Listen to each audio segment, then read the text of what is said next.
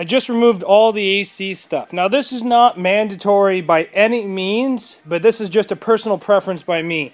The rad actually sits in front of your stock rad, and it clips into these holes, and down there bolts. And if you get a good hit and that rad twists, that now breaks your plastic rad.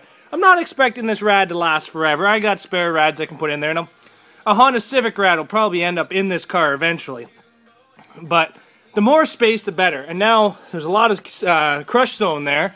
And not only that, look at all the room I opened up inside here. Especially back here, where I took all the AC stuff. Now, none of them have sharp edges that will stick out into the rad down there.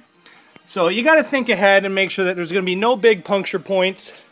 But I personally like to remove the AC stuff. And I disconnected the AC and the thermostat for the overflow from the firewall, and now the computer is starting to be able to come away from the car. So as soon as I take out all the plastic right there, the computer will have lots more slack, and I'll unplug it and feed it up through this hole and then back towards the firewall. So we're getting more space every second it goes here. Okay, so I unplugged the computer and I ran all the wires up through. I still have to fish it around and tuck it in nicely. But whenever I unplug a computer or anything like that, I always like to start the car and see if it runs. So I've unplugged the computer, replugged it back, and I've also broke this fuse box loose, which is located right on the inner fender.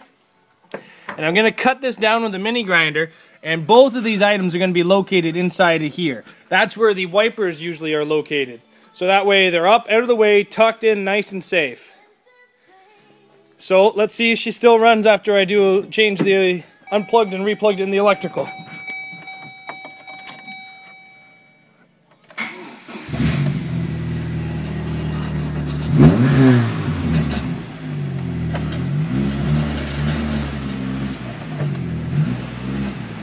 Okay, she still runs and moves. I have a service light on, but that was on before. And I have a ABS light and check engine light. Those are on there before. This is not bad for a 251 kilometer car. So, this is a 5-speed car and the shifter is fucked up.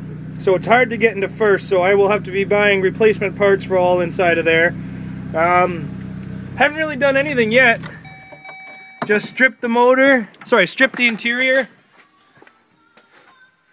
Pulled the wires out of the front end, but we're getting ready. It's like a day before Christmas, so the car's not going to be running until next year. It's just I'm starting to prepare it. The windows will not be smashed out. The cage will be built, the gas tank in, the battery in, everything will be done except for the windows and the door welding, because where we're entering it allows you to weld the doors. So just trying to get as much done. Now if you have noticed, on this e-brake I have electrical taped it so the pin is in.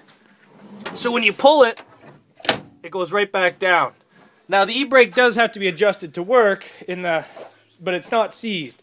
So that's how I do my quick release e-brakes for my figure 8 cars. Alright guys, so today on the Cavalier what I did was I took all the rear brakes apart on this Cavalier and I got the e-brake to work. I just had to adjust them. I threw donuts on because donuts are a little bit better with the e-brake for them to lock them up in the corners and throw the ass end around. I might actually adjust the camber on those tires so they lean back. The top of the tire leans back towards the Cavalier. Just to help it get around the corners and grip in and throw itself out. And I tore apart quite a bit of the dash on the passenger side so I could run my battery cable through. Now, I do run a dead man switch in most of my cars just in case there is a drain on the battery. A dead man switch just cuts all power from the battery to the car while you're not using it. It just saves batteries and stuff like that. Because this car is hopefully going to last so long, that's why I put the dead man switch into this.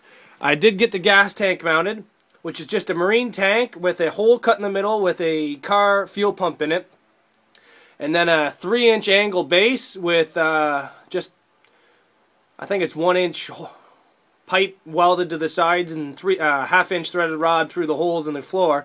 I just do that. It passes every inspection. You still got to throw the cover on it, but It'll pass any inspection in any derby. I haven't started on the cage. Now up here, this is how I connect my positive. I put welding lugs from Princess Auto on them and I just hammer them down. I throw a 3/8 bolt, tighten them down, and then just electrical tape the shit out of it. That way it never grounds out. And then the negative I just ground right to the frame. And for the negative on the battery, I will ground right to the frame as well.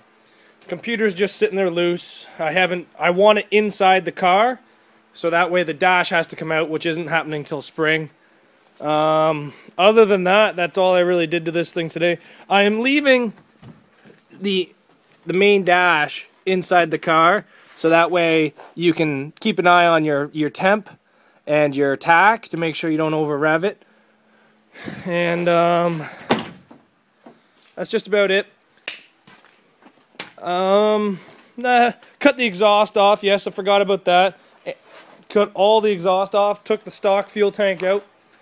People like to use mini grinders and torches and all that stuff to remove the gas tank. I just prefer a Sawzall. There's no sparks required. I've had a bad experience with gas tanks in the past. So, yeah, just Sawzall them out. But we're getting there. I'll get more videos up. Tomorrow's Christmas, so will be a while before any more videos.